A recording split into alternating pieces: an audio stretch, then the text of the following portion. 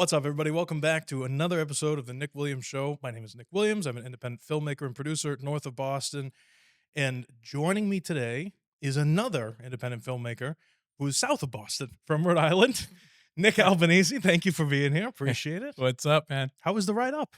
Wasn't too bad. It's not bad, right? It wasn't bad. I thought it was gonna be longer. Yeah, Savino said the same thing. You guys talk all the time, Yeah, and we met actually through Savino that's right. because you needed help with something on a film that you were making, Charles Street. Yep. And so Savino called me and looked for some stuff. And then he was just calling me for contact. And then it ended up being that I was there on set for a few of the days helping out and doing some stuff. But I wanted to bring you on and get your story and talk to you for a while. Yeah, I And appreciate it, man. of course, man. So what have you, give me who you are. Who are you? Well, I'm Nick Albanese, and I'm an alcoholic. Yeah. Oh, it's the wrong Hi, show. Nick. Yeah. Yeah. No, Two, okay. two Nicks. We got There two it is. Nicks. Yeah. So, yeah, I basically I am an actor. Okay. Like that's my first love. I since I was a kid wanted to be an actor, and I got forced into writing and directing and creating my own things Oh, because as an actor, there's not much work. You're like not in the beginning. not, Right. not in the beginning, and even ever, you're always hustling. Sure. There's so much competition. It Mhm. depends what area you are in the country. Right. As I was younger, I did all that stuff. I went to California twice. Wow. I kept trying New York, but it's a hard game, man. It's just hard. So I started writing my own stuff. I was a theater major originally, Where'd you go to school? CCRI Okay. in the Lincoln campus, Rhode Island, and it was a great program. I Sure. really that's where I really learned my acting chops, Yeah, yeah. and then I just started writing, and I got involved with RISD. Oh, okay. You know School of RISD, Design. Yep. yeah. And I just saw notices. This is like late '90s, Okay. so, and they would have notices. I don't even remember where I saw it posted. Cafes used to have the flyers up. Yeah, Yeah, yeah. yeah. So I started auditioning for students, film students. I'm like, what better way to learn to act on film than Then by learning to act on film. yeah? And I'm Yeah. learning with these guys. Sure, sure. They're learning how to Make the make movie. films. Right. And so I got lucky. I ended up like my first time. I think I ended up in like 3 student films, playing like different characters, Right, right, right. and it was great. It was a great experience. You got the bug. Yeah, it was like on the job training for free. You got to learn how to act on film. Right. I didn't have to pay for it. Take a class or whatever. Sure, sure. And then I was like, wow, I really like film. Like I love the acting and film, and I was fascinated just by watching them set up lights and how they did the sound, and it was like wild, so different from theater. But I still love theater, and then from there I just kind of started writing my own ideas and started making my own little cheesy short films on a VH, like on a those big cameras had the tapes in them. Some of them Oh, still around. wow. Okay. Then Yeah. the tapes went this big. They went a little Yeah. The smaller. mini DV tapes. Yeah. Yeah, yeah. And so I would just I think it was my nephew's camera maybe, and I used it and just to see if I can do it. And then I started doing a lot of extra work as a lot of stuff was coming into Rhode Island. Mm-hmm. And and I haven't stopped. I just Yeah. kept pursuing it, and I just kept writing and acting and different things. And then I started doing stand up. Okay. I really, really always wanted to do stand up as well. And then How long ago did you start that? Like, where are we at in the timeline now? that was like, all like late '90s up into early 2000s. And I was gonna move to New York. Probably it was the summer of 2001, Okay. and I started going into New York a lot. Yeah. And it was that the weekend before 9/11 was on a Tuesday. That whole weekend before, dude, I was at my cousin's house in Connecticut, and I would take the train into New York, and I would put applications into all these businesses because I was going to live in Connecticut, try to find a job in New York, and audition for stuff. Wow. And then Monday, September 10th, I had an audition for I can't remember what it was. If it was a film or a play. And I went and I auditioned, and I saw another guy there I knew. Pull that mic in just a little I bit. saw another guy I knew, and he said, tomorrow there's another audition for this thing. I was like, I can't stay, man. Because my work at the time, they're pissed I'm taking Monday off. Right. Right. There's no way. I left New York on the 10th, 10 o'clock at night. back to Connecticut, got in my car. I got home like maybe 12, 1 o'clock in the morning, Yeah. went to sleep. Next day I'm at work, towers hit. Oh my god. Crazy, right? That's crazy. And I put in 30 applications. And you know what happened to the city after that? Oh, Total yeah, economy tanked. yeah. Yeah, they were right to back to square one. Yeah. I was like, forget it. So I just started working harder. I ended up starting driving limo. Just saved up all my money. Mm, And then in '05, I decided to move to California. okay. My first time. Okay. Oh, 05. Interesting time. so I've been pursuing it a long time. And I was on. So where did you move to in California? I want to hear more. Where'd All you right, move to all in right. California? Yeah, no problem. We got plenty of time. Oh yeah, I know.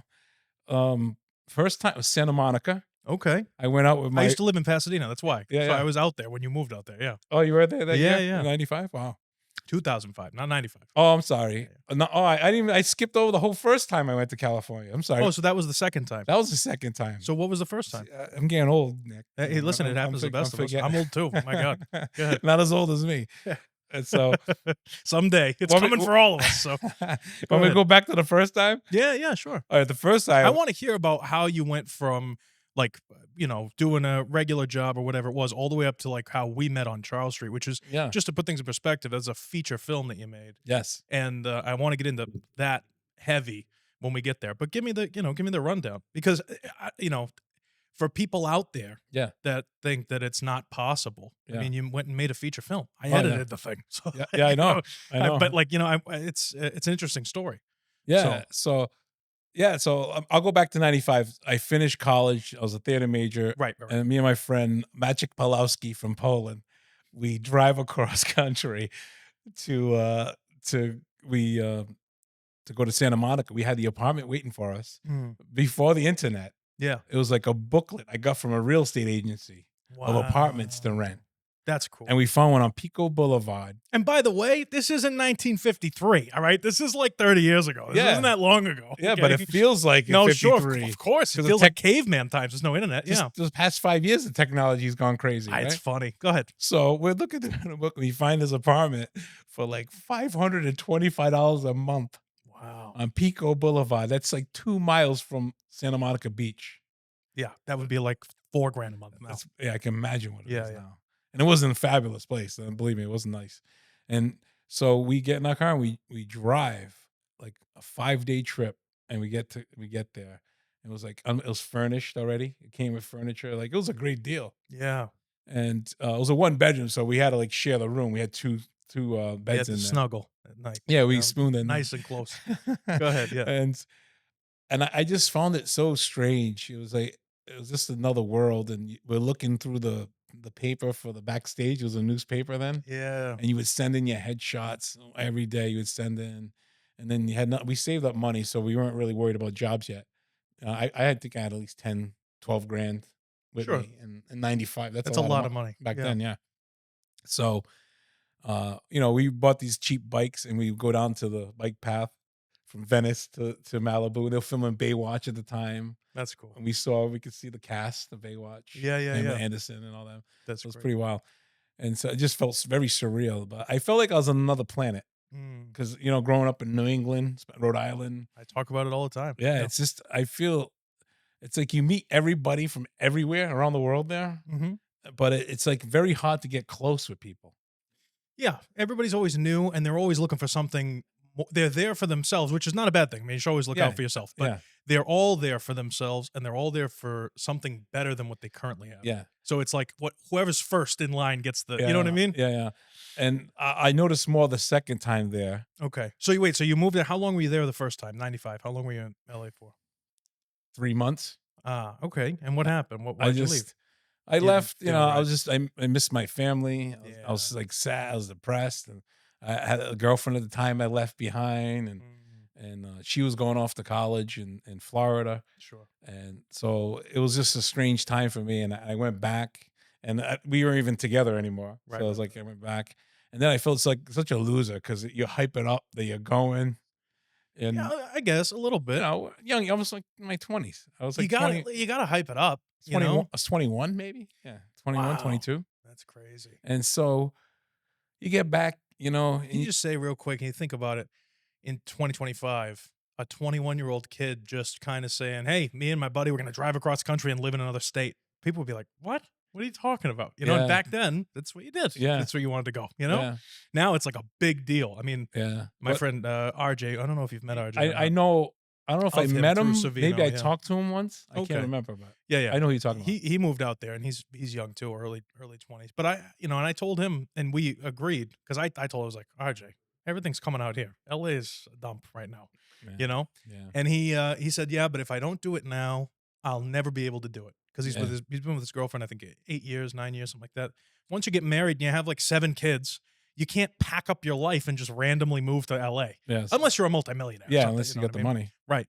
So I understand where he's coming from, and he was like, "Yeah, I'm moving," and he dipped out, but he still Zoom calls in every Friday for the Movie Mouth podcast, so that's nice, Yeah, yeah. you know. I saw an episode Yeah, on Zoom. Yeah, and on Zoom. we flew out there to help with his shoot in last May, Yeah. so cool stuff. You know, I get it, but it's just a different thing now to move out there from here nowadays than it was 30 years ago. Oh yeah, everything. You know, So much has changed. yeah, it's So much has crazy. changed. And so, I kind of started over and that's when I got into RISD films and everything. Oh, when you came back, Yeah, because I went out okay, there right out of college yeah, and I just did some plays in college. And you just, you think you're you Brando, think you're Brando, yeah, dude. You think I'm gonna go out there and make it. You don't realize that 3 other million people right, are are doing the same there thing, doing the same thing as you. right, sure, I think out of all the headshots and stuff I sent out in like 3 months, I got like one call to come audition, mm. and then that was it. Yeah, you're like, what It's are we doing? tough. Yeah, Yeah, it is tough. and I didn't have the experience, Right. and I quickly realized that, you know. So when I go back, I said I need to really regroup. I got to start training. I want to get if I want to do film. That's why I started doing RISD, and I learned how to act on film, and you just get better. You just get better. Sure. I kept doing plays, and I started doing background work, and I see how things work on a real movie set, Mhm. and then like I said, I tried New York, and then that And then something said, "Go back to LA." yeah. Then I said, I'm gonna work. I drove limo. I was making really good money. Sure. Drove a lot of people like used to come in. Um, I can get into that with the people I Yeah, drove. I'd love to hear it, Yeah, sure. I'll finish Yeah, the yeah, yeah, yeah, we'll timeline go back to the limo thing, yeah. and uh and I saved up probably another 10 grand, Mhm. and I went back in '05. And I went this time. I went by myself, but I drove out with a friend. My friend Frankie drove out with me, Yeah. and we made it in like 2 days. Yeah, straight driving. We did a straight like sleep, one drive. It was crazy. I was like, I think we broke a record, man. This is Yeah, that's crazy. crazy. I'm surprised my engine didn't blow up. Yeah, right, right, right. And so, and I got there. I had Well, him. at the time before you moved in '05, before Yeah, you moved out to LA, were you in Rhode Island? Were you in Boston? yeah. Where I was in Rhode Island. Okay, okay, Yeah, okay. always in Rhode Island. And uh, so I get there, and it was the same thing. But this time I had friends out here, Okay. out there in LA, and they kind of hooked me up. And uh, this guy, my friend Ron, who actually runs the Catalina Island Film Festival now. Nice, He okay. started that festival. Sure, sure. He's from Rhode Island, and he was out there. And I found this apartment. I don't know if I found it online, and maybe it was through a phone number again. I don't even think it was online, and it was on Magnolia Boulevard in Valley Village. Nice. You know that area, Yeah, yeah, yeah. and I think that was like 800 a month Yeah, cheap. with utilities included. But it was like Yeah. just a little studio. Sure. And this guy Vinny, an Italian guy from California, ran it. And we just clicked on the phone. Oh, I'm sure. And he's Yeah. like, I'll save you this place. I'll save it for you. Don't worry. And Ron went and checked it out for me, make sure it was legit and everything. Nice. I sent it the guy a deposit, and he held it for me. There you And then go. we got there. After 2 days, dude, we arrive, and me and Frankie, we just opened the door, and he left the key for us somewhere, and we just left everything in my car, and we just crashed on the floor, Oh, and we man. slept for like a day. Yeah, I bet. We were exhausted. I bet. Yeah, that's crazy. And That's yeah, crazy. So how long were you out there in '05? that time I lasted about 6, 7 months, Wow, a okay. little longer. There you go. But because this time I was I can't remember the name of the place, but my friend got me a job at a place where they did a lot of editing and stuff, and I was just like the guy who went look, grab stock footage Okay. Yep. and and brought it. Still learning though. Yeah, and brought it together. But that was paying my. I didn't even spend the money I brought because I was making money already at a Sure, job. sure. That's great. That job paid my rent and my food and everything. That's And then awesome. on the weekends, I would do Joey Maria's Italian wedding live show at a Okay. restaurant on Ventura Boulevard. Yeah, that's crazy. Okay. And it Where was was that out of? Did you like a local theater or? no, it was at the lodge, I think it was called. Okay. Yeah, and it was a like a one man show or what No, are you no, talking? it was Joey Maria's wedding. They started that in Boston. Oh, It's okay, like okay, it's like you're yeah. going to a wedding, You're right, right. and it's all like two Italian families married each other. I Sure. I think I was like Vinny. I was one of the Okay. groomsmen, Yeah, Vinny, yeah, yeah. and you interact with the audience. Right. The whole Like a dinner theater Yeah, they kinda, eat yeah. dinner. They feel like they're at a wedding, Yeah, yeah, sure. and so it's kind of cool. I don't remember if it was a murder mystery or not, but I don't think it was. I think it was just a straight up comedy show, Mm, and it was a lot of fun. You get to you pick women out of the audience to dance with that's in, fun. in the wedding and stuff like that. And so that was like, I don't know, maybe you got paid like 75 or $100 a show, Sure. and they fed you. I Y was like, this is a sweet deal. Yeah. And I, Yeah, yeah. and I get to act every Yeah. weekend. So I was a little longer, but then, I go back because of another girl. It's always the girl.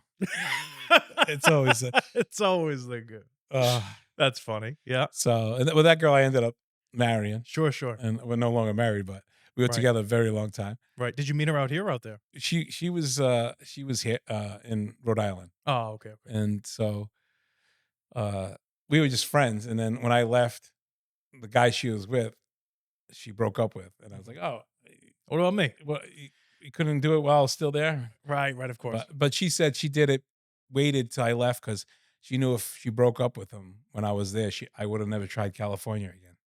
So Right, right. it was nice, right? Okay, yeah, sure. And so, but I came back, and then I still pursued it. We were together a couple years, then we got married, Mhm, mhm. and then the year later, my first son came, and 2 years later, my daughter came. 5 years later, my third child came. Wow, But congrats. I always pursued it. I was always doing stand up comedy. Mhm. I was always doing like little short films. Sure, sure.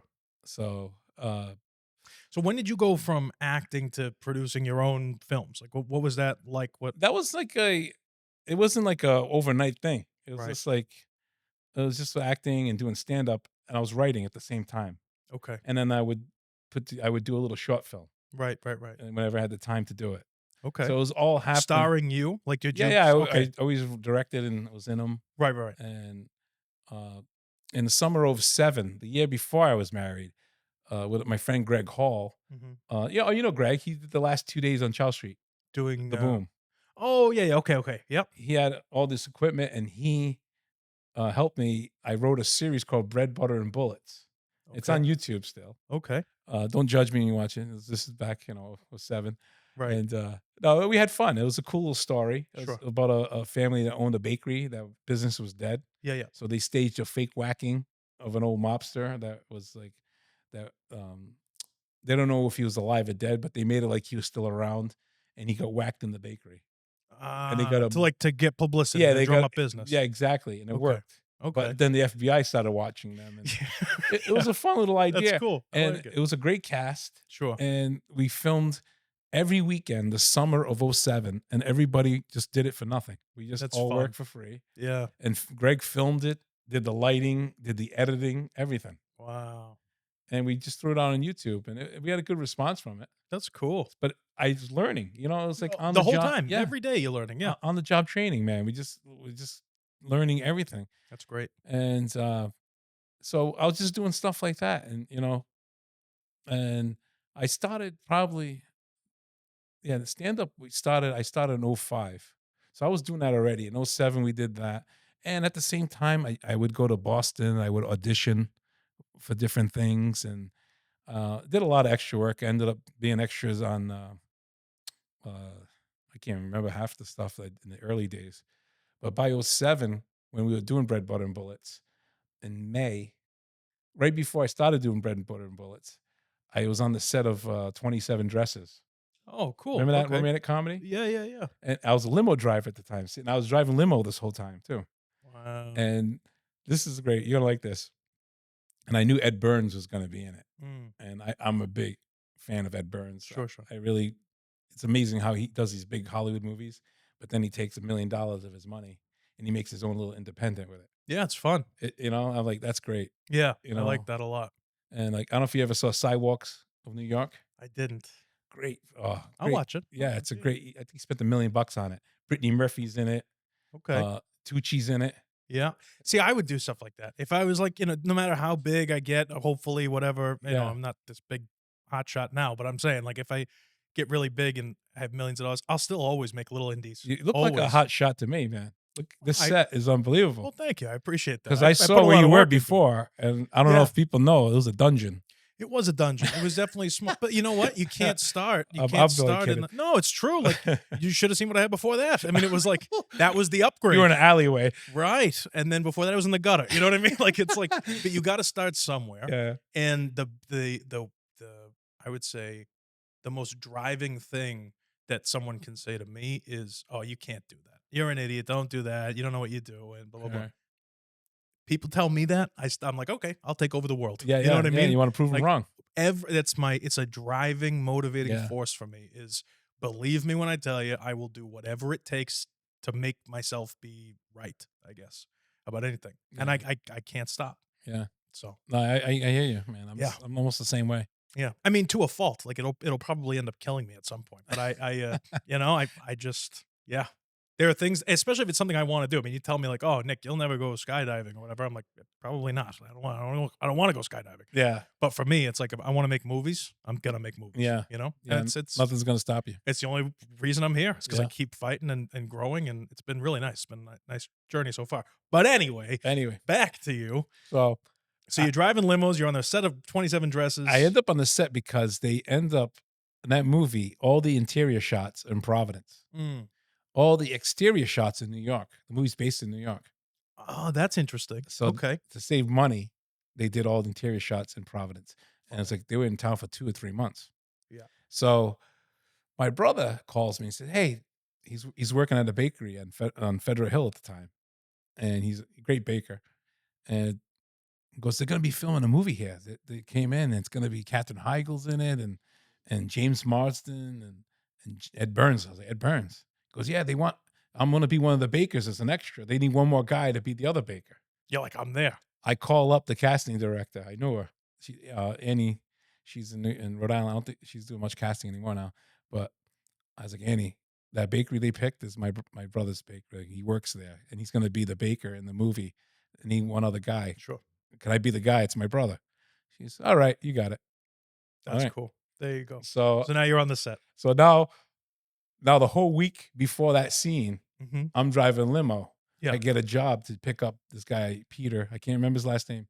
Cinematographer for the movie. No way. Pick him up from Logan. Sweet guy. We talk. I'm We sure. talk all the way. And actually, I didn't even know I was going to be in the movie yet. We would talk all the way to Providence. I drop him off. Great conversation. I think if it's maybe the same day later or the next day, I pick up the director. A woman, I forgot her. I can't remember her name right now. That's all right. I pick her up. Great conversation all the way to Providence. Sweet lady. And then the next day, Yeah. I pick up Katherine Heigl Oh my God. and her mom, who's her manager, Nancy. And we drive down all the way to Providence where she's staying for the 2 months. Yep. And we were just joking and laughing. Her Sure. mom was sweet.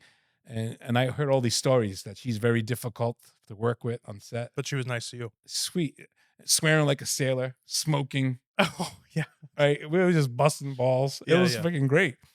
And so I find out after that, my brother told me that information. I get on the set. Yeah. 3 days later, we're on the set at the bakery. And I'm dressed like a baker. I'm standing in front of the bakery. The crew's setting up. Yeah. And car pulls up. Peter, the cinematographer. He's like, "Nick?" I said, "Yeah, how you doing? I'm gonna be in the film today." "Oh, it's great." And the crew, they're like, sitting looking at me. That's funny. Director pulls up. The union drivers have the cars for Yeah, him. yeah. She's like, "Nick, right?" I said, "Yeah, I'm gonna be." "Oh, great to have you. That's awesome." A few minutes later, car pulls up. Katherine Heigl. I can't Yeah. make this up. No, it's funny. Yeah. And she's like, "Nick." Yeah, She hugs me. that's great. And she's like, "Oh, you're gonna be in this? Oh, great. We're gonna have a great time today." And then one of the crew guys comes over, and the guy came over. He was his father was a big actor. He was in that movie, The Big Picture, with Kevin Bacon, Oh, okay, okay. Walsh. Last name's Walsh. Yeah, I don't know. PJ Walsh, Okay, sure. something like that. And he was in tons of movies in the Yeah. 80s. His son works on the crew. Yeah. He goes, "How do you know all these people?" Yeah. I said, "I get around." I didn't gonna tell Sure. him I'm a limo driver. Yeah, right, of course, yeah. That's funny. I'm Good like for you. Dumb and Dumber. I'm a limo driver. Right. So, and then, but I really wanted to meet Ed Burns. That's the Sure. only reason I wanted to be on the set, because at that point in my life, I stopped doing extra work. Okay. I hated. Right. I hated it. Why? Why did you hate it? It's I just know a lot of actors who enjoy it, but go ahead. It's just I want to be acting. I Right. want to be involved more. I don't sitting around to be an extra, or background actor. Sorry, background actor. Well, either way. Yeah. And, they call them that now. Extras degrading.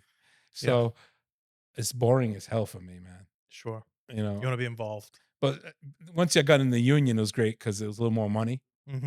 and you got treated a little better. Mm-hmm. But when you were non-union, oh, forget it. Right. It's dirt money, and they treat you like cattle.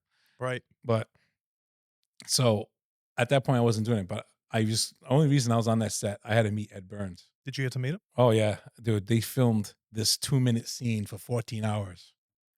Jesus. It was the greatest day of my life. Yeah, that's gotta be fun. So I'm at the front, and there's a back door at the bakery on the side, and I see him pull up, and he's going that way. I run to the back door, and I just kind of wait like I'm hanging around at the back door. This is what we do. Yeah. And he comes in, and I go right. I say, "Ed, before I even introduce myself and say hello, I got to let you know that your commentary on the DVD of Sidewalks of New York is like a film school." He went, "Thanks, man." Like, he really was like, "Wow." Yeah. I'm Nick Albanese. Yeah, My yeah. brother's the baker here. And he's like, "Hi." And from that time on, we started filming. Every time they said cut, Ed would drift over to me, Mm, and we would talk about movies and TV. that's fun. That's For cool. 14 hours. That's cool. You must. Yeah, I'm sure you'll never forget that. Katherine Heigl was great. And James Marsden was Mm, there. He was That's nice. awesome. He was nice. I can't, that's all I'm going to say. He was nice. There you go. That's cool. So then when was that? That was 07. 07, May. 07. And that's a great summer for me because, and that's the thing. That's why I want to say, Ed Burns, we were talking about series or sitcoms, the locations of them. Okay. And we talked about Taxi. It was a taxi place. Cheers was a bar. Yeah. Right. And then we said, there was never a sitcom about a bakery. Interesting. And Yeah. I said, yeah, that's right. And that's when Bread, Butter, and Bullets came to my mind. That's how fast I wrote it. I wrote it in a month. Wow. And we started filming. And we used the same bakery. The owners let me use that bakery all summer, every weekend when they Wow. were closed, after they closed, filming that series, Bread, Butter, and Bullets. Isn't it cool? Like, I like to talk about, all those little things, the favors, and I want anybody can watch the show, obviously, Yeah. whether you're established in the film industry or not. But it is always interesting to me because people think that they'll watch something and then they think they have to have millions and millions of dollars No. to start making stuff, and it's like, Dude, today it's even easier. I know. It is so easy to get, like, if you're doing yourself a disservice if you're not out, if you want to be a filmmaker and you're not out there making films, you're doing yourself a You disservice. can use the iPhone. Yeah. Well, yeah, okay. It's Let's a- not go crazy, but yeah, No, but if you No, I know. if you have it, use it. Yeah. Right, sure. Just- Especially just- if you're doing nothing. To start to learn. I Teach find yourself. so many people do this. They go, well, I'm gonna start making movies, but I gotta buy this camera first, or I gotta upgrade this first. Or what are you doing? Like, just go make the stuff, because it's not the multi-million-dollar project anyway. So, and especially if you've never done it before, the first time's probably gonna be crap. So you got to go out there and just make it. You got to work your way through the crap, because, like you said, you got to learn on the job. Yeah. You got to figure it out. So the later you start, you're just wasting more and more time. You know what I mean? Oh yeah. So you've been doing this for a while now. Yeah. So so you've been making films, you do some acting, you're doing the stand up. What else? Big jump between when I met you in 07. So what else have you been doing in there? Yeah. Well, I want to get to one more thing. Oh, okay, go. Yeah, Of please tell me more. 07. I don't want to. So Do you meet Ed Burns? Ed Burns, 27 May. June we start doing Bread, Butter, and Bullets. Yeah. And we film June, July, and August. every Okay. weekend. We did Yep. like 8 episodes at 10 minutes each. Wow. It's on YouTube, Bread, Butter, and Bullets. And so, um, but that July Yeah, yeah. of '07, I get a call from Annie, the one that got me into The casting director. yeah. Yeah. She goes, "Hey, you want to come down and audition for Brotherhood? You remember that series Brotherhood Mm. on Showtime? They Yeah, filmed yeah. 3 seasons in Providence." I said, "Oh yeah, I'll come down." I was going to audition for a contractor, Okay. so I went down, and Michael Correnti was directing that episode. Okay. He's from Rhode Island. He did Federal Hill. Sure, He sure. did Outside Providence. Okay. A lot of movies. And the producer and writer is Henry Bromell. He was in the room as well. And I knew Henry. I was driving him. I was a limo driver. Yeah. I was driving the cast and crew and all the top guys from that show all summer. And you're going down to audition to be in the show. Yeah. Okay, so So how'd that go? I walk in and Henry's like, "I know you." Yeah. I said, "Henry, it's me. It's Nick. Yeah. I drove you like 20 times." Yep. He goes, "Oh, because you wear a kind of a uniform when you're a limo driver." Of course, yeah, sure. So I was in my Do you have the civilian. hat and everything or no? No, just just a nice Yeah, jacket, yeah. the vest, and Yeah. I was in my civilian clothes. He didn't recognize me, That's funny. and I read for it. He's like, "Oh, good, good," and him and Mike are talking. And they're like, "Can you stick around?" I said, "Oh yeah, I got all night." He goes, "Yeah, take this script here of this councilman. Go out in the hallway, give you 5 minutes. Look over those lines. When you're ready, let us know." Yep. So I went out, looked it over. Yeah. I went back in, and I did it. They liked it. They said, "Oh, great, great, great. All right, thank you." I leave. Mm-hmm. And then it was a Tuesday, because on Tuesdays there's this film group meeting every once a month, the first Tuesday in Providence. So I'm heading to that, all hyped up. I just auditioned for Brotherhood. Before I even step into the door, this is like less than an hour later after the audition, phone rings. "Annie, hey, you got it." For the Yeah, councilman role? yeah, councilman There you go. Charlie Hacker, his name was. And so I said, "All right, when do you want me there?" "Tomorrow morning. Emailing you the script. You learn your lines tonight. Bring 2 suits. Bye." Boom. I didn't even go into the meeting. I went right home, Oh, no calling my way. sister, my mother. I'm like, Yeah, "Holy, that's I'm funny. on a Showtime series." That's cool. Yeah. And I was reading I didn't sleep. I read my lines all night, picking out the suits, and it was like 4 lines in 2 scenes I was in. Sure, sure. And it was like maybe 4 lines in each scene. Mm-hmm. And I'm there right with Jason Clark That's cool. doing one scene. Second scene is with Jason Clark and the guy, I forgot his name now. He was in the Lenny something. Damn, he was in the wheelchair in the show. I don't know if you ever saw the show. He's been in a lot of stuff. And I'm in the scene where he chews me out a little bit. Sure. So it was an amazing day. Yeah, yeah. You're sitting in the makeup chair. I was like, "Oh man, I made it. I'm gonna be a star. I'm a somebody. I'm like Dirk Diggler. I'm gonna be a star. Yeah. Big star." Right? Yeah, yeah. And so we filmed the scene, and I got to join the union. I got to join SAG because of that Wow. role. That's great. That part, and that was like 8. It was like 7 change per day, but now it's like 9 something. Yeah. That kind of that part, like day. I guess what they call those, Day player. day player. Yeah. Yep. So here I am. I'm doing this series, brother, and then Bread, Butter, and Bullets, my own stuff, and then I'm doing stand up. So now people introducing me as Nick Albanese. You can see him in Brotherhood. So it was like an amazing time. Like a domino, but an uphill domino. Yeah, it was amazing. It was, Yeah, it was that's just cool. it was great. And then we started in September releasing Bread, Butter, and Bullets. Yeah. And my friend Joe, who I'm actually doing a podcast with. Yeah, I was going to mention that you have a podcast. We'll get to that. Yeah. And he still has a public access channel in Rhode Island. No way. Yeah. That's cool. And which many people don't have anymore. And he would put this show on public access as well. Wow. So I'm walking around in like that fall, and I'm up on Federal Hill or downtown, and people, "Hey, Bread, Butter, and Bullets." Like people riding by, "Bread, Butter, and Bullets." I'm like, "Who the hell was that?"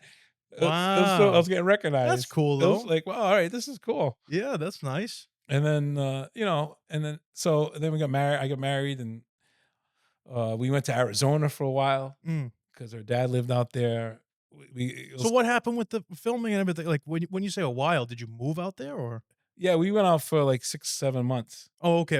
All right. But not like 6 years. Like, No, just for a few months, and then we came back, and it was like it was a lot of like we tried stuff. We were adventurous. Like we didn't like kind of like what your friend, I'm young, let me do it now, Sure. right? Why not? And then we did it, and we were doing it with 2 kids, and Mhm. so, but and then we came back, and it's almost, and then you come back and you kinda start over and build up again. Sure. And, I got a day job, and I worked as a property manager for 5 years, but I always pursued it.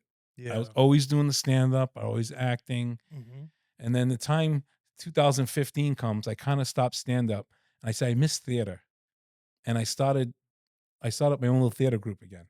Okay. And we did these one act plays. I wrote 3 of them. Couple my friend wrote, you know, he wrote a couple, and I started doing writing my own one man show, because that's Okay. another thing. See, I always had like these goals I wanted to do, Sure. like a bucket list of projects. Sure. Right? We all have them. Yeah, of course. And I did this one man show. I wanted to do the history of my family coming from Sicily to America, and me growing up in the '80s at that bakery. And you know the bakery. I do know the bakery. I've been in that bakery. Yeah, we filmed Yep. there. And so I started writing this show in May of 2015, and I premiered it November 2015. So this November, it's gonna be a 10-year anniversary Mhm. of this show. And that show just brought me to a whole nother level, especially in Rhode Island.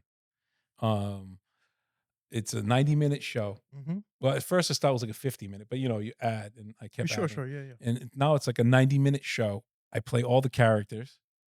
And people say, "Oh, is it like Bronx Tale?" No, not because we're both Italian. No, I'm more like Billy Crystal in 700 Sundays. I don't know if you ever saw that show. Okay. He, I get it though. Yeah, yeah. he talks about his family. Sure, He plays sure. all the But the characters. idea is still being like it's one guy on Yeah, yeah. stage playing all the Billy Crystal, characters but and that show inspired me. And sure, I sure. didn't even see the show. I just saw clips of it, Mhm. how he was doing it. I was like, that's how I want to tell my story. I Mm. had like a slideshow, and I would show images as I told the story. That's cool. And it started off with my childhood, and it went out and on and on. I told a lot of stories about my childhood growing up at the bakery, and the show starts a lot of history of Italy, how Sicily formed, and so I give like a little history lesson, Mhm. and then I go into my family's tree, and like how my grandparents met, and then how That's cool. my mother met my dad, and like, it just on, and how I was born here. I was the first born in America. That's And cool. so and it's like wild because people would come to Italians love the show, but Jewish people, Spanish people, all different background cultures, they come up to me after and going, I totally relate to that. Sure. I had an uncle just like that. Yeah. I had, that happened to me too. My mom hit me with the spoon in the shoe, Sure. and it was because it's all about family and the journey to America.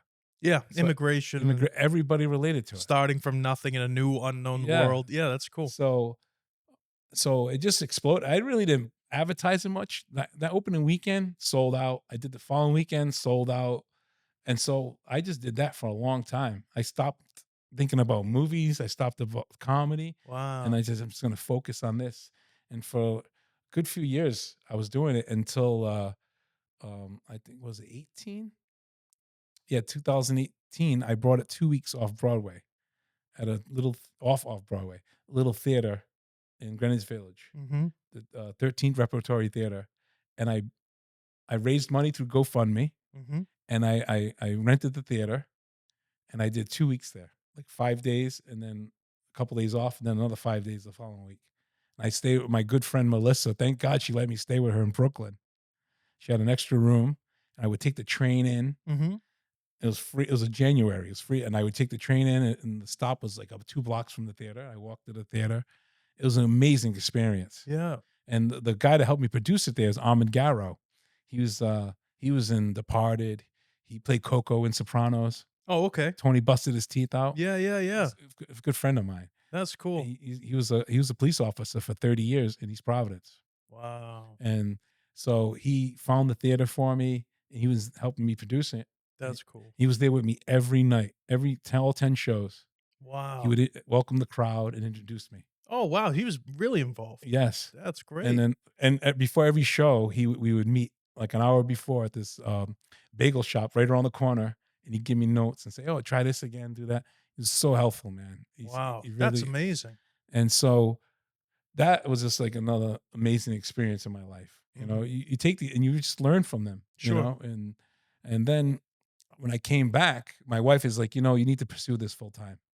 Mm. and I gave my notice at the job I was with for 5, 6 years Mhm. as the property manager, and um and I just pursued it. And the space where I was doing Last Sicilian in Cranston, it's called Mhm. Theater 82. I started writing full length plays. I wrote this Everybody Needs Therapy. It was like a comedy based in a mental institution, and I had a whole full cast, and I was in it as well. And then we did what else did we do? We did Many Sides to the Reaper. It's based off a mob guy in uh, what was his name? They called him the Reaper. He was Mhm. in one of the families, and I kind of changed all the names, Yeah. and we did this mafia play, and we did 3 weekends at in Cranston, and then the fourth weekend we did down in Wesley at the Granite Theater. Wow. So I started building up a really good following. I Sure. started making money doing live theater, That's great. and That's very difficult to do. yes, so 19 was an incredible year of Yeah, it the was. shows. Yeah, for everybody it was. Yeah. And I did there was one other play, Rock and Rob, I think was another play I did. It was based off a true story as well of a record shop closing in Greenwich Village. I love true stories. Sure. I love true stories. And Truth is stranger than fiction, yeah, my yeah, friend. it's like a lot of interesting stuff happened. And so, and then 2020. 2020 hit, dude, and it just totally shut us down, and it just everything came to a halt. So it's funny that you say that a lot. Obviously, a lot of people say that. Everything came to a halt for me as well. It's not like I'm so, Yeah. something different. It hurt everybody. But that was for me, that was the sign or the time to make a change. And so since we were shut down, I Exactly. said I'm gonna do what I want to do. Mhm. And that was when I started. Was July, late July, early August of 2020. I was like, I'm gonna do it, and I did it. So I because I was doing video work and stuff like that, but I was like, I don't want to just do. Not that there's anything wrong with this, but I don't want to just do like real estate videos and stuff. Like I Oh, was yeah. like, I've the reason I want to work with cameras and people and lighting and all this other stuff is because I've always been interested in doing the movie thing. So I just jumped in full bore, both feet. Let's go. Let's do it. I mean, because it like how much when you think about COVID being shut down and everything else, right? Mhm. How much worse than that can it get? That's the bottle. Right. So I'm thinking, let's start, and I'll do it by myself, and then I'll meet some people, and now I have it's been 5 years of 6 years now, 5.5 years of working really really hard, and just being focused and always trying to get to that next rung on a ladder and telling other people, if somebody tells me you can't do it, I'm just like, oh, screw you. Mm. Next, let's keep going, keep Yeah, moving forward. You know what I yeah, mean? yeah. I'll do it. You tell me I can't, I'll do it even better. It's a risk. Like you have to take those chances. Yeah, You and have not to not take only those that, you risks. have to be ready because it's the human nature for the like people want to protect you, obviously. Like Yeah, your parents want to yeah, protect you yeah, and people that care about you are looking out for you by saying like, "Oh, are you sure?" Not doubting, but like, "Are you sure you want to do that because you have a very high like to me they're saying you have a very high paying job. yeah, Everything looks, are you sure you want to leave all that?" I'm like, "I hate my life. yeah, Of course I'm leaving this. This is yeah, ridiculous. I want to do if I'm going to be miserable, let it be money that makes me like a lack of money to make me miserable, as opposed to I have all the money in the world. I can't do anything with it because I'm working all the time. yeah. And I hate my job and I hate my life. I'm not doing that anymore. You know what I I mean? totally understand. I'd rather be homeless and happy than Yeah, rich and depressed. I think the same way. Right. I think the same. And I think I'm not homeless, but I'm just saying. I've been doing this Like, so long. yeah. Somebody will put you up, man. Yeah, Somebody will put thanks. you on that couch. Appreciate that. But I've been doing this so long that those people that were worried about you would say those things. They don't even say anything anymore. Well, Because no. I'm saying initially when you come up with an idea that's completely opposite to what you're yeah, used to doing, yeah, people are like, "Wait, what? What are you doing?" yeah, Then they start seeing some of the way you work and everything else, and they go, "Oh, you're pretty good at it's yeah, nice. It's nice to see that, to hear yeah, that." But exactly. yeah, but don't you can't. But what I'm saying is, a lot of people they'll come up with an idea, they'll want to take a risk, they'll want to do something, and then the people that are trying to protect them will kind of change their mind. Oh, you're right. I'll just stay working, doing my thing, and Yeah. whatever. You can't be like that. No, you can't. You gotta have that. If either it's there and you're gonna jump in with both feet and do something, or you're not. I would be so depressed. Oh, dude, I wouldn't. I I would be wouldn't be if here. I couldn't be doing what I was doing. I wouldn't be here. I'm I'd be telling you. so depressed. Yep. Yeah. I'd be the most miserable bastard on the planet, Yeah. probably. That'd be the worst. Yeah. Right? I hear you. So it's okay. So you made. Let's talk about 1920s. Yeah, I mean, we could talk about Charles Street if you want. Yeah. That was your first. Well, that's Oh, we're getting there. 2020 got me to Charles Street Okay. because I started The Last Sicilian. Right. I wrote a movie version. I think I mentioned it Oh, to you okay. Yeah, before. yeah. Sure. Yeah, yeah. And that movie version is called The North End of Providence. Right. And it's based in 1985. Mhm. And it's all the stories from all my family stories. Mhm. All those stories are kind of over the years. But in the movie, I made it a 1 year period and I put all those stories in there. That's great. And so as I was writing that, during the shutdown, the lockdown, whatever, and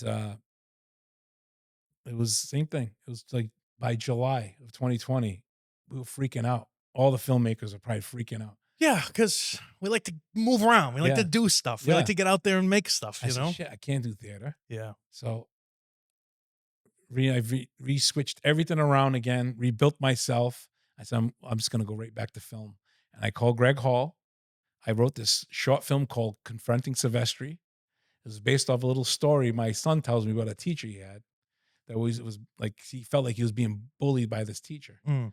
So I wrote a script about a guy that was bullied by his teacher and he confronts him 30 years later. Huh. The I teacher was like that. That's cool. Mr. Silvestri. That's on YouTube as well. And Go subscribe to Nick on and Shy, YouTube. Shy Sal. Yeah, I From do. like Yeah. Joe, we're doing a podcast. Yeah, Joe's He good. plays the main guy. And he's kind of the teacher or the kid that confronts him. the kid. Okay, And okay, I play his brother who thinks he's nuts. okay. And we got my friend Mario, God rest his soul. He passed away a year ago, just this past week. And he played the teacher. And just us three. And then we had a couple of little characters. Mm-hmm. And we all kind of did, whoever wasn't on camera did the boom. Mm-hmm. It's during COVID. And like, so, but we just did it. We just did it. No permits. We just 2 days shoot. We just did it in 2 days. And then Greg edited and then maybe a month later we threw it on YouTube because we just needed something to do. Yep, I did that. I did a TV show pilot in August of 2020 Yeah. when I jumped in, and we had a lot of people on the crew. We were shoot. It was like a 30-page script. We shot 11 and a half Oh, pages yeah. the first day. Oh, this is just like a little 10-page thing. Oh, no, I know. With 6 people. I know, but I was like, go big or go home. Let's do it. I don't care. Met a lot of people on that set, and it was a great experience. But yeah, no, that's very interesting. So Oh, yeah. how did Charles Street come out of that? So, and then I just got more involved in film and Oh, I okay, I started see. doing acting because acting's always my first love. So I Yeah. started acting in another 2 or 3 different projects at the time Yeah, as okay. things started opening up. Yeah. And and I know like this movie's set in 85. You're gonna need a lot of money. There's like 30 different characters in this Yeah, movie it's a lot. between the main characters and all the little walk-on roles and Yeah. supporting roles. This is big. We're gonna need a lot of money. So I'm gonna do something else. I'm gonna write another script. Yeah. And I started writing Charles Street. Interesting. And Okay. and in that movie we mentioned the North End Yeah. because You- Nick right. Alba is supposed to be me, Sure. a writer who's away for a while and comes back to his hometown Mm-hmm. and it wrote this big movie called The North End of Providence. So Right. it's almost like a what's that word? Foreshadowing or prediction, Yeah. Sure. Yeah. right? And that was probably it took us some time to do it. And then what year did we film the movie? I was 23? 23. Yeah. Oh wow. So Yeah. Because it wasn't last summer. It was the summer before. yeah, it was the summer it was October. Yeah. October 23. And so to that point, it was just a lot of I was acting and writing that and I did this short film called Father Forgive Me. Okay. I went upstate New York. I played this priest in it, and I met Don Miller. He was a producer of it. He just got into producing, Sure. and so I just mentioned my script to him, and he said, "Let me check it out." And so he looked at it, and he's like, "Well, I'll give you this amount if you find somebody to match it." Mm-hmm. And then my friend Bob McNary, Yep. who I saw him at another film premiere, I told him about the whole the Charles Street script and Yeah. and what Don said, and he said, "Oh, let me look at it." Yeah. And I said, I was asking you if you wanted to play this role, Joey, in it." Yeah. And he's like, "All right, let me look at it." And a couple of days later, he's like, "Hey, I'm in." So both of them gave me $5,000 each. Nice. So it's $10,000 budget. The acting strike's going on. The writer's strike is going on. So I'm like, all right, let's do this. And I had original. I'm not going to mention his name. He was originally going to film the movie. and he kind of like just flaked out on us. Disappeared. Yeah, we were rehearsing the scenes. I was getting the cast together. And you cast Savino, who was on last week. You should Yeah. watch that episode. Yes, yes, and I knew I wrote that for him. Mhm. I knew he was going to play that role. Yeah. And with casting, I'm out finding all the locations, talking to everybody, stop planning the schedule. I'm doing like everything, man. Mhm. And the guy 2 weeks before, maybe or Mhm. less, before we're gonna start filming, rehearsal, he's supposed to be there. Mhm. I'm calling, no answer. And Savino, he's like, I know a guy.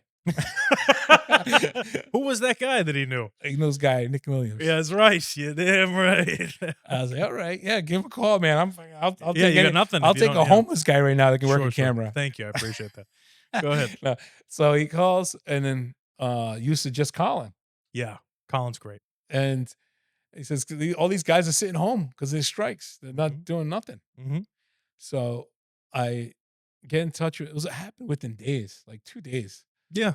Right? It was like from a Saturday to the Monday. Mhm. Monday, I was on the phone with Colin, sent him the script already, and we're already talking about it. And gave me a great rate. I told him what my buy. I said I got like 10 grand. That's not much. Right, to do the whole thing. Yeah, Sure. to the whole thing. And Colin's great. He's a great guy, and he's Yeah. very talented. yeah, very easy to work with. Extremely easy to work with. I can tell those days he was very like, Well, yeah, but it's. I mean, like, can we just put things in perspective here? We're talking about an 80-page script. You shot it in 10 days.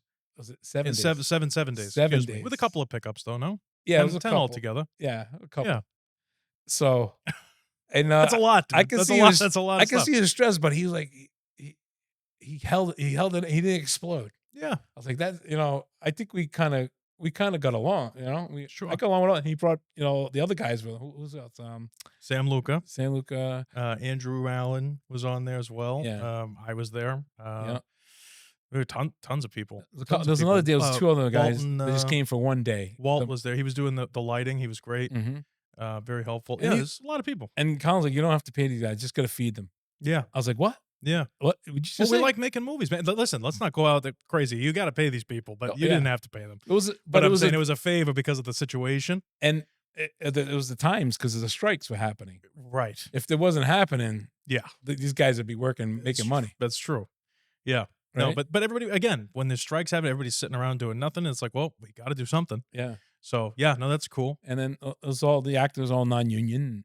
I wasn't in it, so I was just directing. Sure. And so, I paid the cast. I was feeding everybody. Yep. That was the big. Most of the money went to food. Yeah. You know. Good food too. Yeah. And At least on the days I was there. yeah, we had the chicken that day, Yeah. the first day. Yeah. Yeah. And so, pretty much it was a pretty good shoot, man. For 7 days, not much like bad stuff happened. Like it was going smoothly. I Mhm. think we just had one day, you weren't there, where we had a problem with the mic, the Mm. boom mic. Okay. That was yeah. our biggest issue, but we fixed it. Yeah. Everything's fixable. And there was 2 scenes I couldn't film in the bar because we kind of ran out of time. Mm-hmm. We had to be out there by 3:00. Oh, So the ones in the parking lot. yeah, and I said, you know what? These 2 scenes gonna make it as one scene in the parking lot. Right. That's what you gotta do. Yeah, that's indie filmmaking. In the filmmaking, You got to make man. it work. I Yeah. I learned that day that being a director, you're a problem solver. Yeah. That's like 95% of your job. Yeah. I would say that's true. Problem solving, right? Yeah. Yeah. So Especially on an indie shoot. You Yeah. know what I mean? Where you have to do multiple jobs at once. So that was yeah. like another lesson. Everything is. Another experience. It helps you just keep growing and growing and learn. As long as you learn from what you've done. Oh, yeah. I mean, you could just keep doing the same thing over and over again, never learning. And And I know guys like that. They keep doing the yeah, same it's ridiculous. thing, and you watch project after project, like, oh man, You're like, oh, you did that again. oy huh? vey. Yeah. Yeah. Like, oh, man. That's so one thing I want to talk to you about. So after Charles Street was completed, Mhm. something that I wanted specifically to talk to you about was, and something that we don't see a lot of in the indie world, what you did with the film afterward. Now, one thing that not everybody does, but you are very good at, is making friends with people. You're always talking to people. Yeah. You're always wanting to know names and shake hands and Yeah. everything else, which is important. It's But very. I think it's very important. but after you completed the film, a lot of people complete the film, and then if they don't put it on YouTube or if they put it at, festivals, whatever, but then what do you do with it, you know? So with Charles Street, you were on morning shows and you went on a bunch of different podcasts promoting the film with the whole Talk cast. I saw, radio. yeah, talk Talk radio. radio. You were putting in theaters in Rhode Island. 3 showings we did. Yeah, I mean, you did a lot of promotional stuff, and I was wondering if you could get into that a little bit about because that's the kind of stuff that you never see anywhere, Okay. you know? Like Yeah. everybody listen, it's cool to talk about being on set and talking about making the movies and stuff, but I think for the most part, if some kid out there wants to learn how to make a movie, maybe they'll watch this and that's great, but there's thousands, if not millions of videos on how to, how to set up your camera, how to do all this different stuff. It's all the same stuff over and over again. Then you make your movie and it's just you and your movie. So what do you do from there? I'd love to hear more about your process of after the film was complete, what you did with it Yeah, yeah. I you know, it's it's something that it takes years to master. to master it. Yeah. But you I know where you're going with this. Go ahead. Yeah. you just it's relationships. Yep. It's all relationships over the years. I mean, I've been doing this since the 90s. So here we are at 2023, 24, that period. And I just developed, like, for instance, the road show. I just I just wrote to them when I was doing The Last Sicilian, my one man show. Right. And I knew the guy that one of the hosts, the 3 hosts on there. I knew one of them. I Okay. said, "Hey, I'm doing this one man play, Last Sicilian. Can I get?" And they got me on there, and it was a great interview. And then when I went to New York, I went back on again to promote the New York. Mm-hmm. So it was like, you know what I mean? Over the years, little by little, just meeting people at different events, people that write for magazines. It's like you have to go to these events. Mm-hmm. You have to, But what are these events? That's what people like, wanna just know. like What's film, the other film premieres, award shows, like the Motif magazine would have theater award shows. okay? Um, just anything to do with entertainment industry. Meet like the film meetings. If there's meetup groups, I did that all for years, man. Just meeting different people, and um, so and then I even, like, when I did the Reaper play, the mob play, I Yeah. got on Channel 10 News because I knew a lady that worked in there. I said, Yeah. "Hey, can you talk to them? Try to get me," and they got me in. That's great. It's all networking. Right. Right. Right. That's what it mostly. That's the foundation of it. Right. And then once you establish all these relationships, Yeah. you do a project You- that scale. They're like, "Oh yeah, oh, you made a feature film? Yeah. Yeah, definitely get you on." That's Got cool. back on a road show. Right. The actress, Jerry Ann, she played the FBI agent. Yeah. Yeah. Her sister is a big morning talk show on WPRO, That's great. and I didn't even know that was her sister. So I was like, "Oh, once you talk to your sister, oh yeah, yeah, my sister will have us on." She had us on for an hour Wow. promoting the movie. Wow. That's great. It's just like those things. It takes time. You have to build up relationships. Sure. So like these young guys that are listening, you have to do that. You gotta go meet people. You gotta remember their names and what they do, where they work. Right. Their birthday, all that Yeah, stuff. Yeah. Yeah. Send them a little gift. Huh? That's part of the reason I do the podcast because first of all, it's an excuse to get together with other connections that I mean, we talk, but Yeah. it's few and far between. You have a life, I have a life. Like Yeah. we're both very busy doing Yeah. stuff. So it's like, okay, here's an excuse to foster this relationship, Yeah. have you on, talk about your stuff, promote your stuff, but also, to get together and all that, that's the main thing. And so it's like very interesting. It's always been very interesting to me because a lot of people think when it comes to filmmaking in general that you make the making of the film is the core thing, right? Like you need to have a product. Oh. But at the same time, it's like, okay, so you made a film. What do you do with it after? What do you do with the film? Where does it go? That's the main thing that stops people from continuing to make Yeah. film. You just gonna Usually. put it online and everyone's gonna flock to it.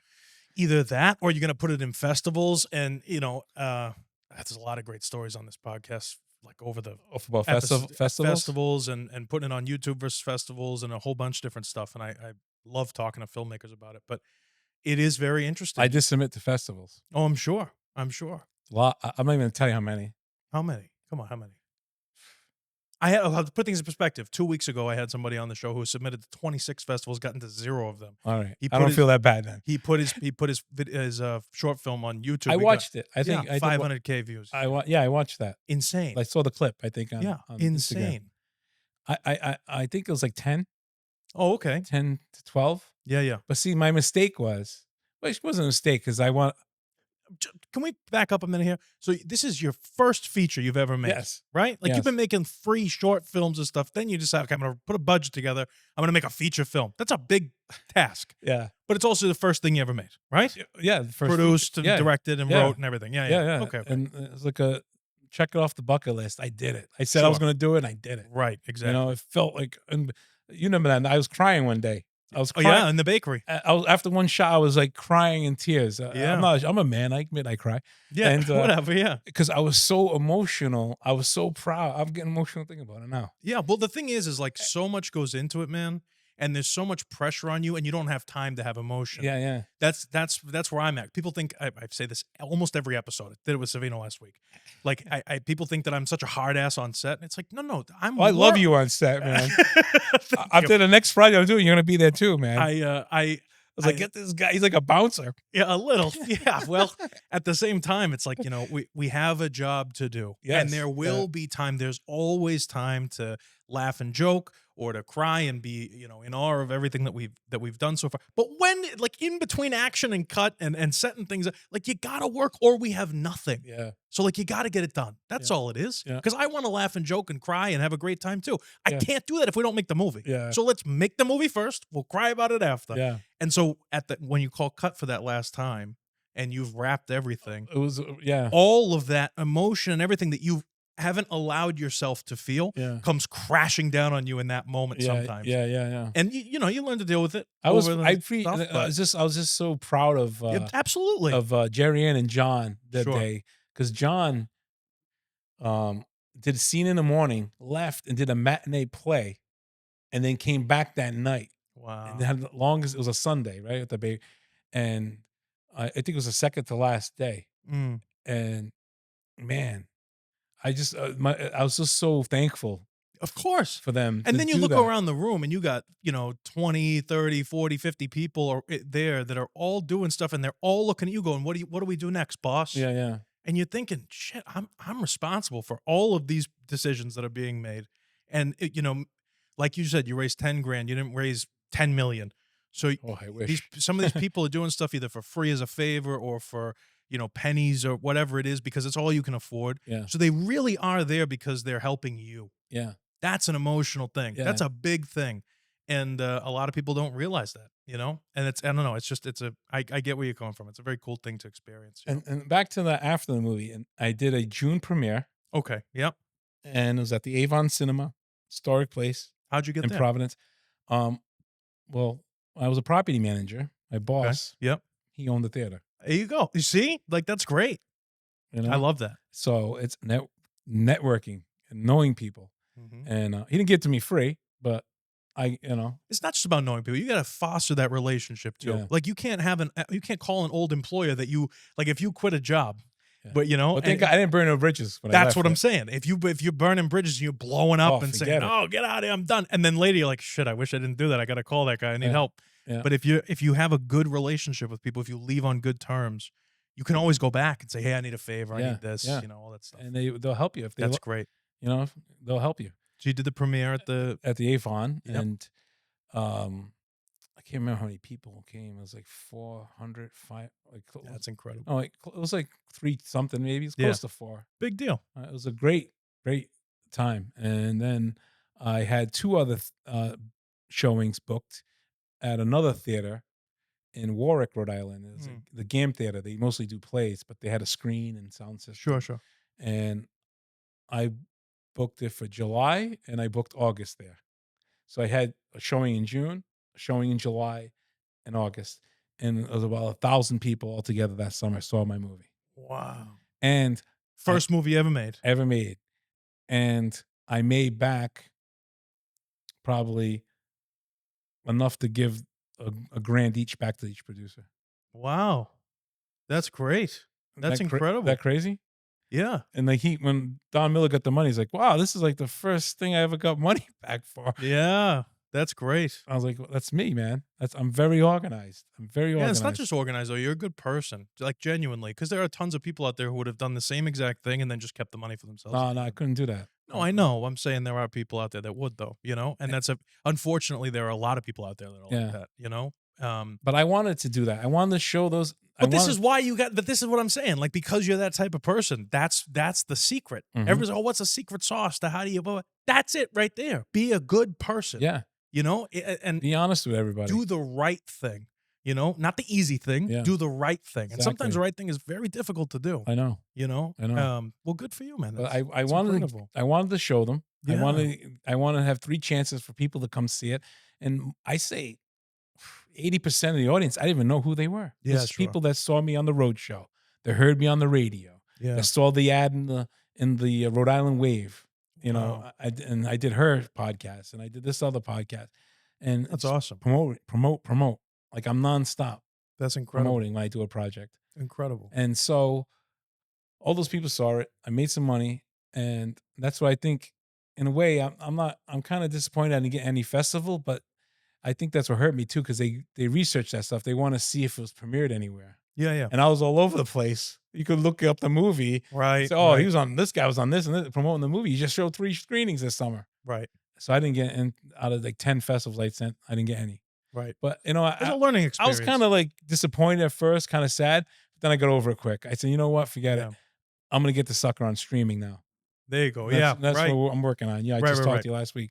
Yep. And Yeah, we're working on that. That's cool. through Film Hub. Sure. Hopefully by, end of this week, next week, I'll have it out Yeah. on there to them. And then once they approve it, then they pitch it to Tubi, to Amazon, all those. Like some of them I never even heard of. Yeah, the there's list. a lot of them now. There's a lot of them. I'd be just if I get Prime and Tubi, I'll be happy. Sure, why not? Because then my son will re-edit the trailer. Mm-hmm. My son, 15 years old, Santino, shout out to you, man. I'll tell you, he's helping me out with the podcast. I was as gonna well. say he edits your podcast, right? Yeah. He's gonna do the trailer over, and then we'll add in now showing Tubi or wherever it's gonna be showing. Oh, of course. Yeah. And then I'll throw that on Facebook Yep. and YouTube, sponsor ads. So I can pump that out. That's great. It's all promotion, man. Yeah, People got to that's know great. where your movie is. That's great. So looking forward into the future. So you have your podcast. What's your podcast called? It's called the Albanese and Joe podcast. I like that. And you only like a couple episodes in, right? It was 2 episodes. Yeah, just 2 out right now at Okay. this point. And Go over there, subscribe, check it out if you'd like. Yeah, and we already filmed like 8 episodes. that's awesome. So That's all. You always got a backlog, and then yeah, I put think 'em we're up. 2 ahead. Yeah, I talked to him today. I was like, I think we're 2 ahead. I think we should be like maybe 4 ahead yeah. because the time we like somebody asks you a question with the 8 episodes later, we'll be answering. right. So, Sure. Yeah, but we're having fun. That's the main thing. I do it right in my apartment. that's why I do this. It's Yeah. very fun. I run the place here. It's a little bit Yeah. different. It's business too, but since I have the place, I'm like, yeah, I'll do my show too. Yeah. Why not? And it's not just film. We talk about film. We talk about music. We talk about Life. I talk about the story how I was in Market Basket one week and I was in there and this guy was puking in the toilet Oh my god. and I was like, I gotta get out of here before I get sick. This guy's fumes. So we just talk about random stuff. It's stuff we talk about while eating Chinese. I said we should just do a podcast instead That's of funny. talk Right. about what we talk about while eating. Right. So that's great. I That's love it. what we do. And on the side of filmmaking, what's your future look like now? You gonna make another movie or what? I'm hoping to, man. I'm writing. I'm always All the writing time. ideas down. I got this idea for right now. It's like a short film. I don't know if I can make a feature out of it. I'm not even tell you, it's hilarious. I'll tell you off here. Yeah. And Okay. and I'm working on a kind of another feature that's totally different than Charles Street, Sure. but I always still have that North End of Providence. Like Mm-hmm. that's my baby. Like if I can make that movie, You'll die happy. I'll die happy. I don't have to There it never is. make a movie again. Good. Wow. And that's gonna need a couple of million probably. Yeah. Sure. Yeah. Because It's a period piece. That's right. So many people in it. yeah, a lot of It's a- moving parts. Yeah, it's gonna be Someday. someday. If I can get like a big name attached, maybe I can get the money. Yeah. I'll tell you right now. I'm thinking Sebastian Ooh. Maniscalco Yeah. as my uncle Nino, Okay. and I play my father Francesco. They're brothers, Nino and Francesco. Yeah. Come on, Sebastian. If this gets out to you, Yes. Listen. Sebastian Maniscalco, if you're watching my podcast, yes, do me a favor. your okay? What do we father, do? your father is from Cefalù, Yeah. Sicily. My father is from Bulgaria, Sicily, only an hour away from that place. There you go. Your father came to America, settled in Chicago. My father came to Providence and settled. He's a baker. Your dad's a barber. Yeah. Now we just need a We gotta play. candlestick maker. Will we go all set? We gotta play brothers, man. Yeah. Do it. Come on, do it for scale. Yeah. Yeah, I love it. Yeah, Sebastian's hilarious. We're gonna send this clip to him. Yeah. Oh yeah. Well, right to his inbox. Yeah, sure. Yeah, that'll be great. But you never You never know. Like I said, Sebastian, if you're watching my podcast, I don't know. No, why but I'm seriously. That's the thing. You have the script. You get it to his agent, right, and say, "Listen, he'd be great for Nino, because Nino is like a germaphobe, always wants to stay neat, and I think he's like that in real life too, Sebastian. Yeah. And he's a tough guy. He's a real tough guy. Takes shit from nobody, Nino. And so, the agent, they see it. You never know. Like, he wants $2 million for this movie. Yeah. Right. Yeah. That's how it's done. I think you go to investors and say, all right, listen, I got Sebastian said he would do this movie if I have the budget. Yeah. No, that sounds. I thought you meant you were asking Sebastian for it. I was like, I don't know. No. Right? No, he'll be in it. Yeah. If you have a name attached. That's what they did with you have a Reservoir potential Dogs. name attached to it. That's what Quentin did with Reservoir Dogs. He got Harvey Keitel attached. All of a sudden, it went from a $50,000 feature to an $8 million feature. The money comes in. Yeah, it's true. Yeah, maybe that's what I should do. Maybe I should try a whole campaign, try to get him. Why not? Yeah, at the very least, I got nothing to lose. Yeah, that makes sense to me. And then we'll be back on set again. Yeah. Yeah. I'll tell you right now, if you don't call me for that, you get Sebastian Maniscalco, you don't call me, we have a big fucking issue. I'll tell you right now. You never speak to you're dead to me. Yeah, we'll be this will get re-edited. I'll just make you look horrible, I'm just kidding. One of the episodes of my podcast, I talk about my you're dead to me list. Oh yeah. I have one. Everyone I think has one. Yeah, that's interesting. Well, I know it's just funny to hear somebody. But Joe calls it his shit list. Oh, okay. But same type of deal. Yeah, I call it my dead to me list. Yeah, that's interesting. Yeah, I got one. Yeah, I definitely got one. Yeah, you can only get burnt so many times by somebody. It's true. It's true. And there are people I think that are genuinely just, for whatever reason, jealous, whatever it is, they just would rather work against you than with you. Yeah, and I don't know what that is. Sometimes they don't even know they're doing it. Yeah, it's like if that's like that, like fundamentally at their core, they're just an adversarial person. Yeah, why? I've never been that way. And even people that have wronged me, I'm definitely the kind of guy, to a fault, I would say, if somebody wrongs me, I would rather go back and try and figure out what happened and move forward, because there's so much. Life is so much better when you're not fighting with people. Mm-hmm. Like you said, if you have a relationship with a boss, you burn a bridge. Why? If you don't have to burn the bridge, why burn the bridge? Why burn the bridge? Anyway, you need to go back to him like 2 years later and say, I need your Cadillac for the shoot, for this movie. Right. He'd be like, screw you. Exactly. I give you a Cadillac. Exactly. So, you don't have to be best friends with everybody, but at the same time, you don't want to burn bridges and ruin relationships either. So it's important to foster those things. Thank you so much for driving up. I appreciate it. I would love to have you come back a million times. We'll talk, because you and we could talk for 7-8 hours straight. I know. I'm eventually going to start having guests on our podcast. I'll come down. I'll come sit in your living room. Come down. Yeah. Well, hopefully by then I'll be in a studio. That would be nice. Yeah, sure. I'll come down to your studio too. I don't care, man. I can bring that anywhere, actually. I can make it portable, bring it somewhere else. I love it. I think it's great. Yeah. I can upgrade to multiple cameras like you. I can't wait. Yeah. I'm going to be, when I grow up. This is a big operation we got here. When it's I grow up, decent. I want to be just like you when I grow up. Yeah, well, listen, you got to be single with no kids, and you got to pour your entire life into something completely opposite that everybody else tells you to do, and then maybe, you know what I mean? It's been a labor of love, this place, and I've enjoyed every moment of it. All the tears are worth it. Blood, sweat, and tears worth everything. It's a great location, and it's gonna get it's good. There's a lot of big stuff happening in the future. We could talk off air, but there's a lot of good things on the horizon, so it's gonna be nice.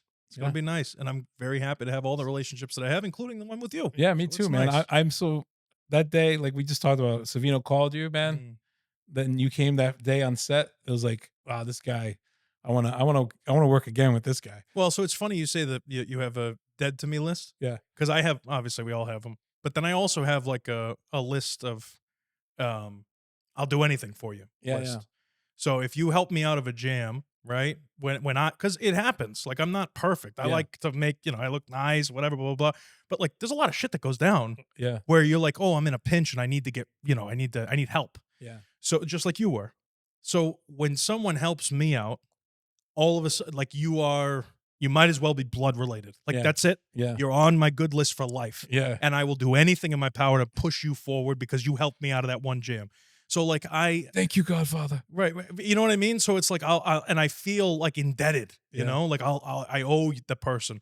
So you have friends and everything else, and so like I met Savino on RJ's set, Yeah. and after that, Savino calls. He needs a favor. Great, done. I'm the guy who's always got a guy. I got Yeah. a call yesterday from someone who's like, "Do you gaff?"